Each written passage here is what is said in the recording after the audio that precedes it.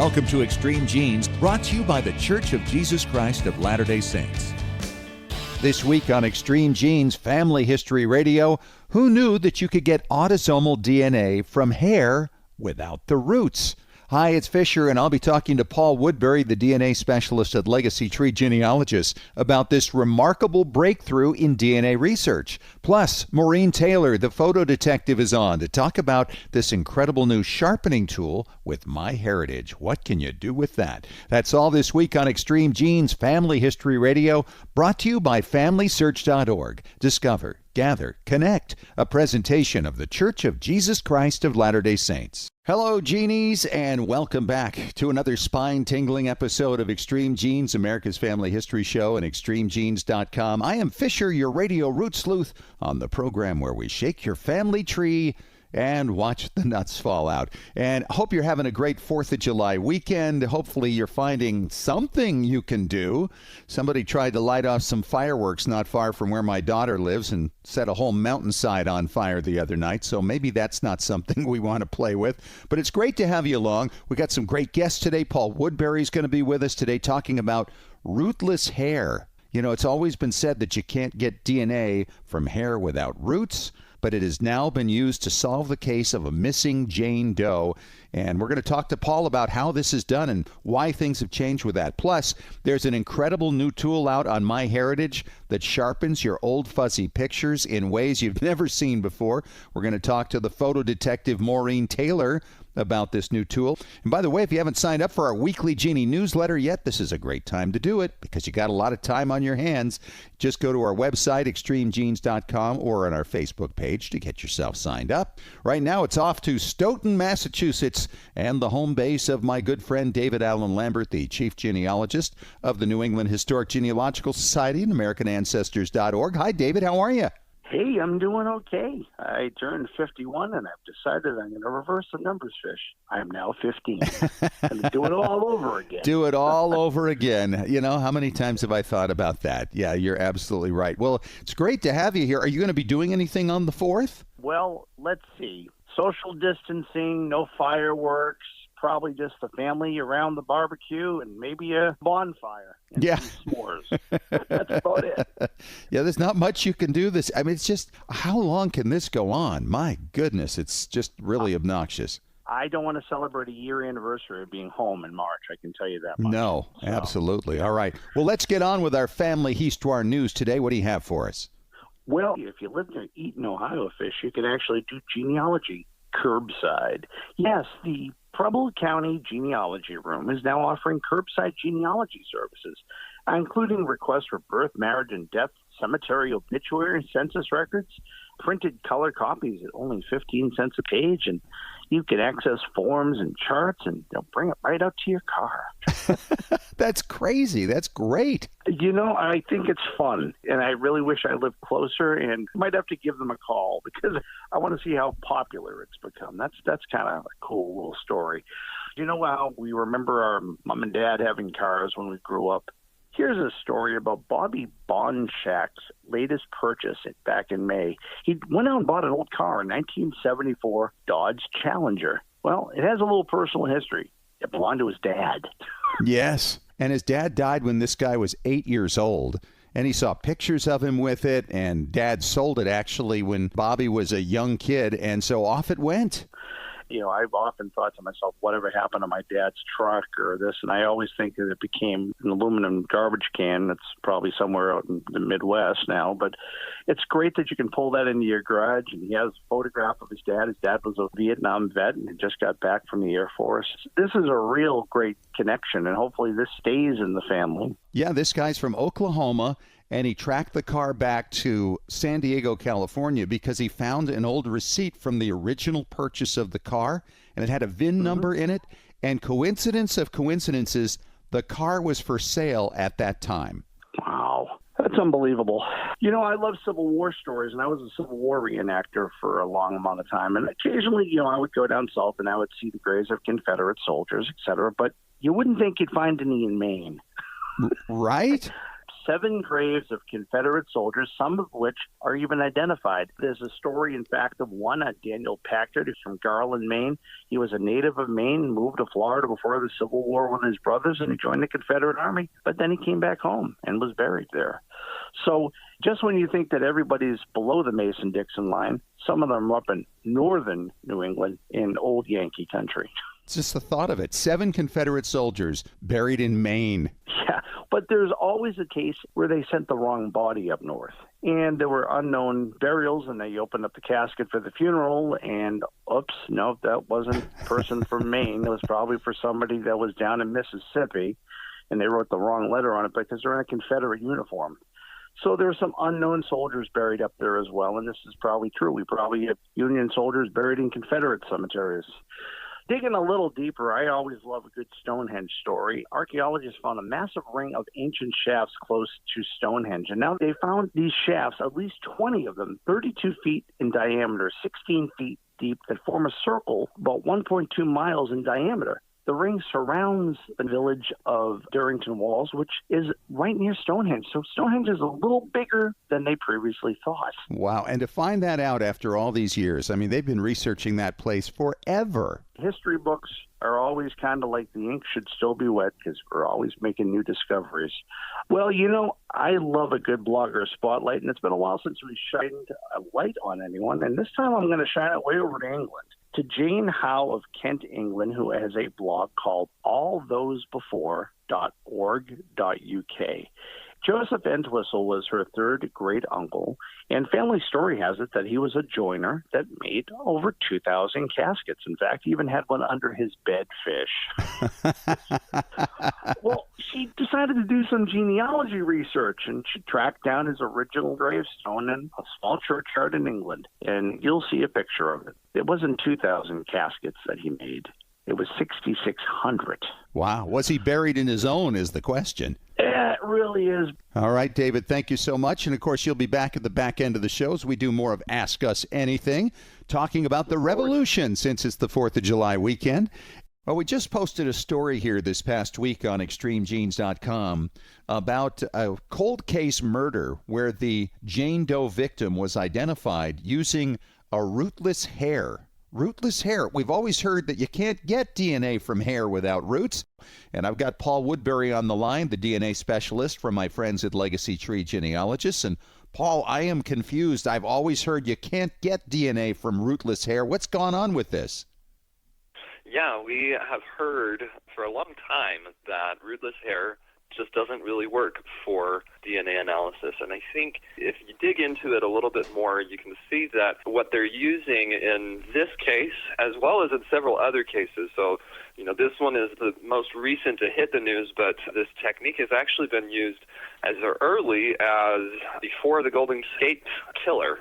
So it's been in use for a while, and it's pretty amazing what they're doing in being able to extract DNA from rootless hair. You are exactly correct that for a long time the scientific community has said it just can't be done. There's too little DNA. Or in some cases they've even gone so far as to say that hair that is not in a growth phase doesn't even carry nuclear DNA. They have pointed out that mitochondrial DNA testing, yes, is an option for rootless hair, but they kind of draw the line at autosomal, and that is not the case anymore, it appears. That Wow. We have been able to successfully pull autosomal DNA from rootless hair, which is a pretty amazing feat. Do you see an application coming up for genealogy potentially from this? So if we had, for instance, some hair from a great-great-grandfather or great-great-grandmother, that we might be able to do something with it?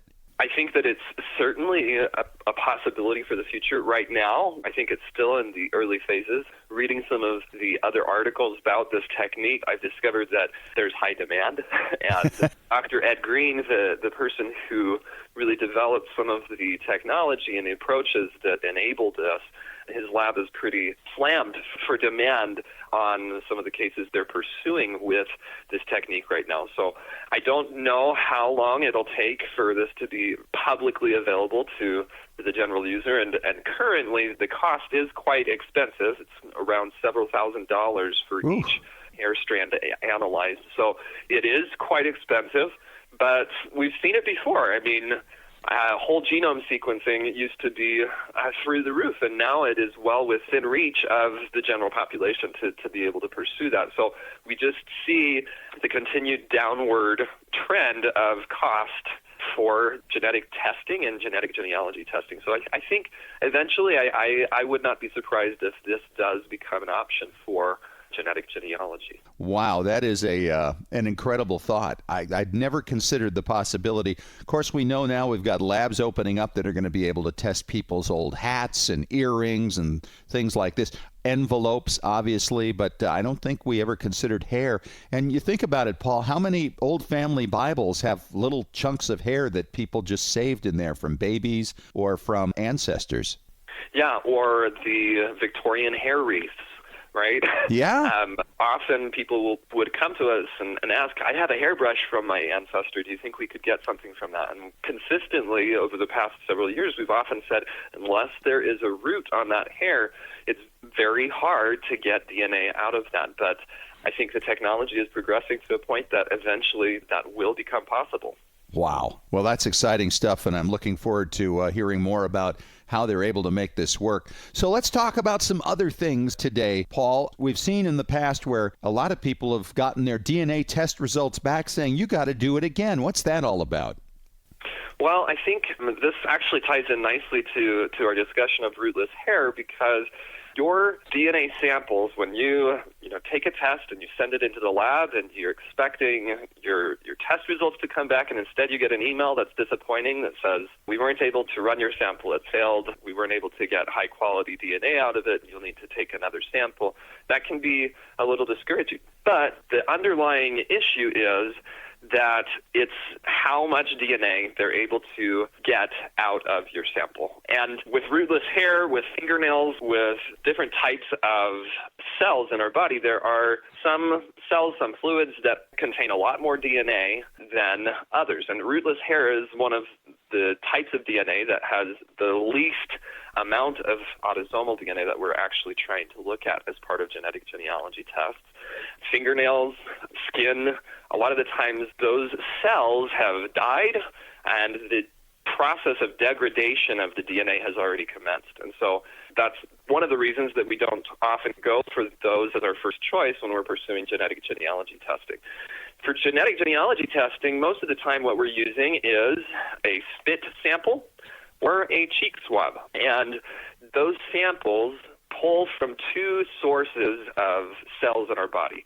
Most of the cells and the DNA that we get from those sampling processes come from white blood cells, which are included in our saliva and our spit, as well as epithelial buccal cells, or cheek cells, the gum line of our cheek. So when you do a spit test, most of the cells in that are going to come from your white blood cells. When you do a cheek swab, you'll get kind of a mix of both. There's a few reasons why people may have problems when we do those types of sampling processes. If they've brushed their teeth recently before providing the sample, that will wash a lot of the cells that would be going into the sample out of your mouth, and now we have nothing to really collect there. So brushing your teeth, drinking within a half an hour before you perform the test, eating also can introduce foreign chemicals, bacteria, that can interfere and that can cause your DNA to degrade. Smoking can cause cell death and can result in problems there. Chewing gum, mouthwash, anything that introduces different chemicals or foreign particles into your mouth can interfere with the DNA analysis later on. And something else to keep in mind is that any meat, any vegetable, any organic material that you eat also has DNA. Right, so right. That can cause problems for us when we're sending in our sample and you say, you come back 50% beef. So not really, but it can mess up some of the analyses that we try to perform there. So to get the best success for your DNA test, avoid brushing your teeth, drinking water, smoking, eating, chewing gum, using mouthwash. Avoid doing anything in your mouth for at least a half an hour before you take your DNA test, and that will increase the chances that you're able to have a successful run. You wouldn't get the full profile then, potentially, right? What percentage of tests come back like that? I'm not sure, and I think it probably depends on the company. From my own experience, I'd say probably 1 in 100. And keep in mind that it's not that they're unable to get any DNA out of it. It's that they're not able to get high enough quality copies of your DNA out of that sample. They still may be able to get some DNA out of it, but it's not to their quality assurance standards. Sure. In what they are going to be able to report back. And so they have to get you to a certain threshold in order to feel confident in what they're reporting to you. And something else to keep in mind with that is another common reason why people may have a failure with their DNA samples is if they've had a blood transfusion.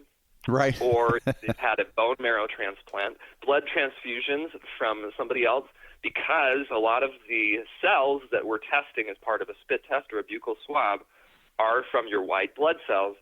They are going to contain the DNA of your blood transfusion donor. That effect wears off over time, so several months after your blood transfusion, you should be okay to take a DNA sample, and it should show your DNA. Bone marrow transplants, on the other hand, are permanent. And wow, so they become a part of you. Your donor would become a part of you. Yeah, your donor's DNA becomes a part of your DNA because the blood comes from the bone marrow, and as a result of that, the DNA in your blood will show your donor's DNA. And the DNA in your other cells may show your DNA, but it'll be a mixture, and it won't meet the quality. Wow. Have you ever heard of somebody being accused of a crime who went through a bone marrow transplant and the crime scene DNA matched? Because that could happen, right? I might have. I know at least that is a common consideration, and that's something that forensic researchers and forensic professionals often are trying to consider is there a possibility of a bone marrow transplant? You could also wind up matching to other people, I would assume, right? Have we seen that? Yes, we have seen that. You've seen that where you've actually matched to people who are related to the person who donated the bone marrow? Yep. Wow, that would change things, wouldn't it? Yes. The last thing that I would say is one of the major reasons that people's samples fail actually has nothing to do with the test collection process itself, but just with the registration of the kit. Oh, yeah. I can't tell you how many times people have come to me and say, I took the test and I sent it in and I never heard anything back. And I said, well, did you register your kit online? And that is a really important step. Most of the companies say, do this first, log in, create an account with the company, register your kit, and that's the only way that they can assign your test results to you. That's how they're able to securely and privately make sure that you're the only one who gets access to your test results. That makes sense. And that is a prerequisite for some companies. They won't run kits that have not yet been registered. Sure. So make sure that you fill out that form, register your kit so that you can make sure that you are all set to receive the information that you're seeking. Paul, great to talk to you again. Thanks so much. Appreciate you coming on, and we'll chat again soon. Thank you. Well, it seems like just a few months ago, because it was, that MyHeritage came out with an amazing new tool to colorize your old black and white pictures, and so many of them come out really, really well. Well, wouldn't you know, they came out with another tool, and who would have imagined how cool this one is? I've got my good friend, the photo detective, Maureen Taylor, on the line with me right now. Maureen, are you digging this new tool from MyHeritage? Oh, my goodness, Scott. It is amazing. Yeah. It's amazing. I'm finding that for group shots, in group shots and then you try to enlarge an individual's face, they get a little fuzzy, right? And the older ones perhaps, are a little spotty, maybe some lines. Well, they've got this new tool on MyHeritage, and it sharpens these pictures, and it is astounding what you can do when you enhance it that way and then colorize it. I took one of my grandmother. I know I shared it with you, Maureen, because it's phenomenal how clear it makes her look. I can see her at 19 years old in color in perfect clarity from 1900. So I like the colorizing tool. I do, because it gives you another way of looking at your pictures. Yep. But when I got the press release for the enhancement tool, and then I put it to work, I couldn't believe what it was able to do. And then if you add the colorizing to on it, top of it, it's incredible. on top of it, it seems to sharpen it even more. And you see things in the picture you don't otherwise see. I don't know why that is. It's just, I guess, the eye catches things not only based on contrast, but based on color as well. And it doesn't work for everything. It's funny. I had one group picture where I actually ran it through the enhancer twice because I didn't think it was quite as clear as it could be. And it really changed what they looked like quite a bit. It made the jowls suddenly stick out and the eyes were closer together, and somebody's suddenly wearing glasses where it's just a shadow in the other picture. So it's not perfect. You only want to use it one time on a photo and see what it does. But nonetheless, I can tell you, if you go through and try this thing, you're going to find some that's just going to make your jaw drop. Yeah, I mean, here's the thing. It's machine learning, right? It's an algorithm. So it's going to get smarter the more pictures it looks at and fixes.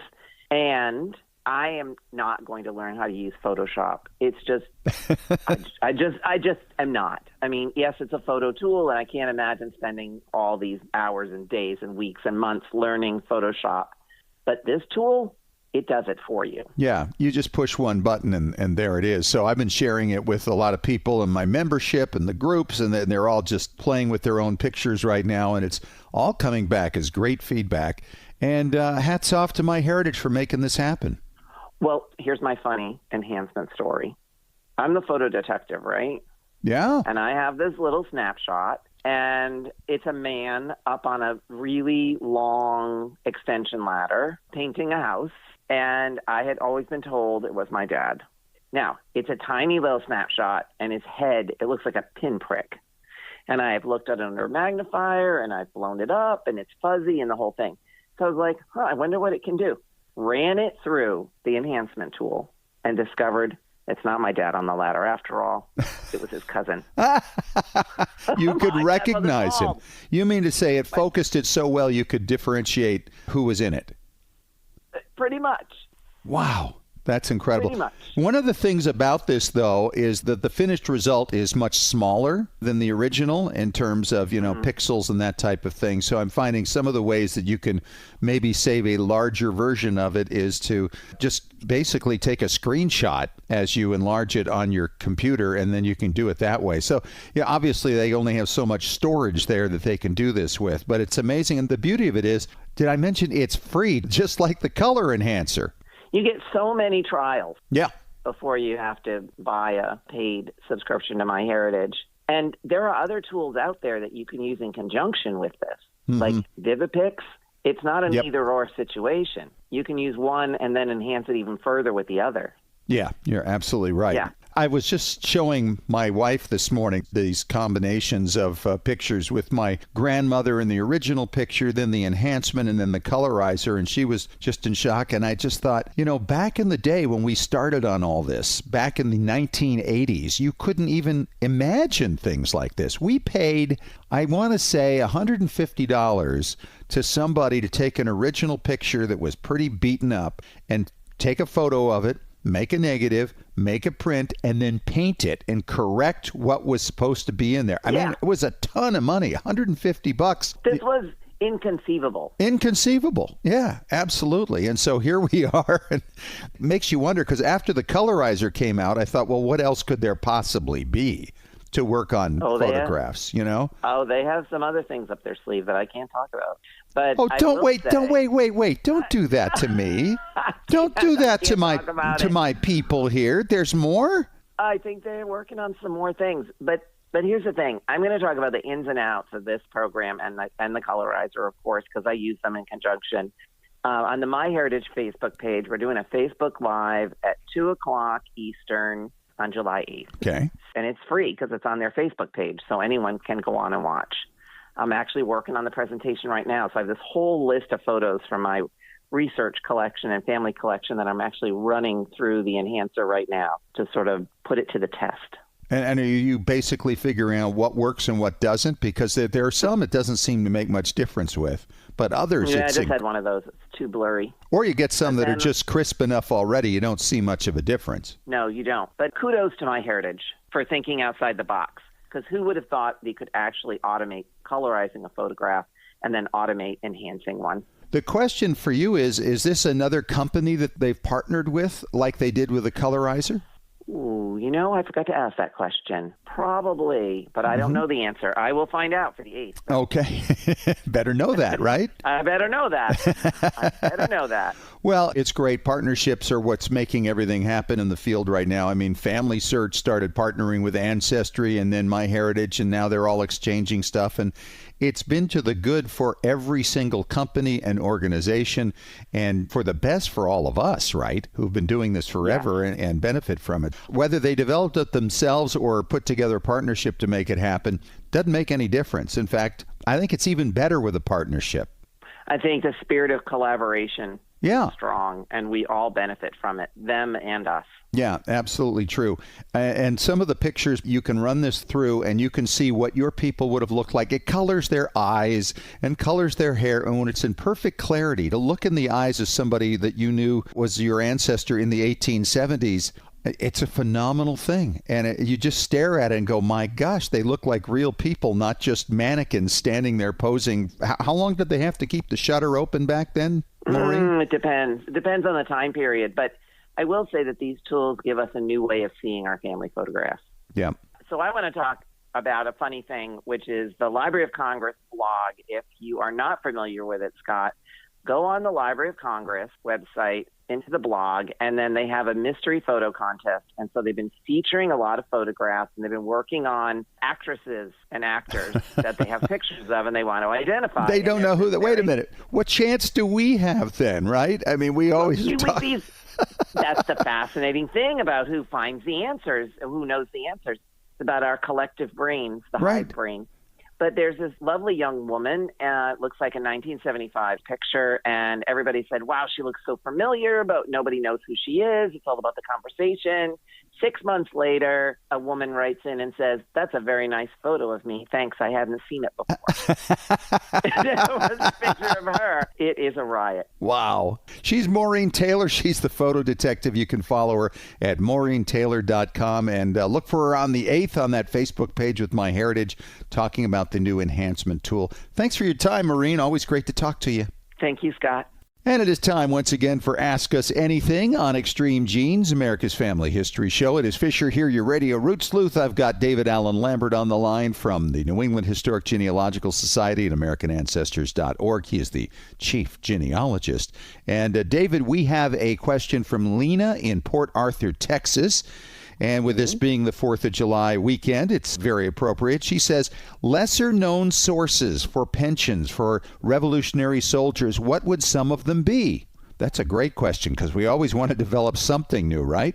Well, that's true. I mean, I think that a lot of times people think that, their ancestor had a pension automatically for serving in the war. Well, if they died soon after, unless they were an officer, they didn't get one, Fish. I mean, there were strict pension rules that were in the 18th century, around the time of the war. For officers, they got half pay if they were injured. And then for the widows and children, they got part of the pay for a certain amount of time. But in regards to regular soldiers, like if you served in the Massachusetts militia and you served 2 months, you didn't even qualify for a pension based on your service until 1818, when the Congress passed an act. So you may have got something different, bounty land. Bounty land was handed out early on. A lot of the states and, of course, the federal government was giving out land because, well, they had the land, but they didn't have the money. And people would get their bounty land. Now, the bounty land records for the military side don't really exist. In fact, if you look at a lot of the indexes, like Virgil White's Abstracts of Revolutionary War Pensions, it will say BLW and a number will say no papers. And the reason it says that is because in 1800, there was a fire in the War Department in Washington. And as luck would have it, the British came back and burnt Washington in 1814, and any papers that were put together in those years were also lost. Oh, wow. So a lot of times when you're looking for proof that your ancestor got a bounty land, I mean, there are later claims, so you can get those from the National Archives. But if you're looking in the deeds and you can't find your ancestor buying the land, look at the bounds of the land. It might say in it historically that this is a bounty land warrant that I received for my father's service in the Revolutionary War, and it may say the number. So that's how we're rediscovering a lot of these early, not really pensions, but bounty lands, which are pension alternatives when there aren't any papers in Washington to look for. The other thing, if you got a bounty land fish, say, for instance, you were now 85 years old, you got land in Ohio, you're living in Connecticut. Do you want to go to Ohio? Probably not. There are ads throughout the newspapers. You know, the way they buy gold. You know, I'll buy your junk gold, blah, blah, blah. That's in the newspapers now. Yeah, they had ads in the paper back then. Cash for your bounty land. And they would just give the soldier the money they got for the value of it, probably not as much as it's truly worth. And they, in turn, would sell it. And it would still have reference that this was the bounty land connected to a particular soldier and the number associated with it. So you can still find it reversing it that way with deeds. Wow. That sounds like actually a really fun process, especially to know what the land was that your Revolutionary War ancestor owned. And that, you're right, that is a part of a pension, isn't it? Really, it's a reward. Mm-hmm. Right, exactly. And then a lot of times states didn't have the financial means, let alone the federal government. There's a book by Lloyd Boxstruck, and Lloyd is unfortunately passed on, but his book, State Awarded Bounty Lands, is a book I think that was published by the Genealogical Publishing Company, GPC, out of Maryland. And that has alphabetically each one of the soldiers, the state, and the number associated with it, and I think the acreage as well. So that's a good place to start. Well, there you go. That's a lesser-known source, and I've never heard that myself. So thank you very much for that. And thanks for the question, Lena. And David, our second question today for Ask Us Anything comes from Jonathan in Boise, Idaho. He says, guys, I'm thinking of joining the SAR, the Sons of the American Revolution, and I'm seeing that there is a way to qualify ancestors for membership by something called patriotic service. What are some of those services that ancestors would have provided, and how do I find out if they did it? Great question, Jonathan. A really good question. One of the things that you could have done simply was to sign an association test or a loyalty oath in your state. Some of these survive, saying that you're loyal to the cause. You didn't pick up a musket, but you were not going to become a loyalist. You weren't going to support the British in any way, shape, or form. And in New York, by the way, that would be the Revolutionary Pledge, they called it. That was signed in 1775, and I had one of my ancestors who signed that. Mm-hmm. And this is a perfect way of getting in. It's cut and dry. Then you just have to prove, generation like you would for a soldier all the way down to you with all the documents. The other thing is supplying something to the state or continental troops. So if you supplied horses or you've got some record that you were compensated for, maybe the troops stayed in your barn or you fed them, you gave them a wagon or muskets, or whatever the case might be, that's considered patriotic service too. One of my wife's ancestors was actually providing bacon to the Continental Army, and that got him in. Great. I love that. Because bacon is important. It is important. In 1775. Yep, exactly. Another thing could just be doing civic duty. Now, if you served on a jury, if you were part of town government, or if the colonial government was operating in any way, shape, or form, that counts too.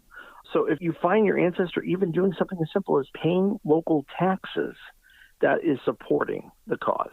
Isn't that interesting? And for many of these people, these are older folks who weren't really physically capable of being in the Revolutionary Army.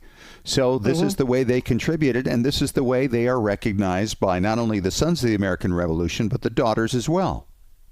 You mentioned the housing thing. I had an ancestor in New York City who housed a bunch of New Jersey soldiers who had been assigned to go out there and protect Manhattan Island against the British attack that was impending.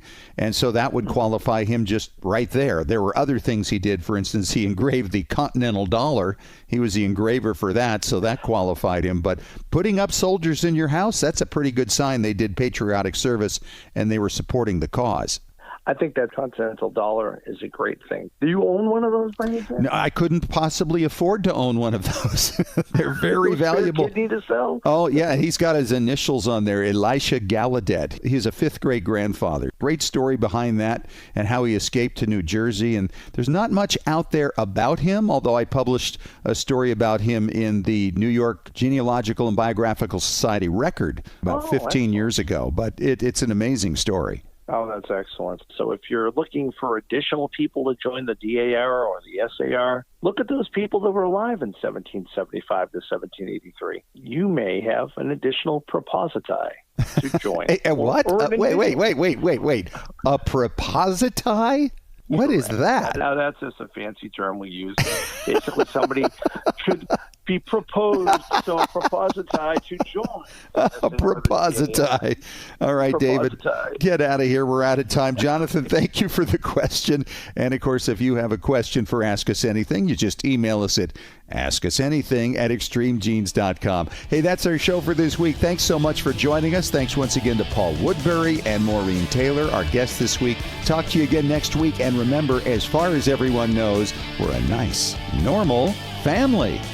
This has been Extreme Genes. Share your family story by going to FamilySearch.org.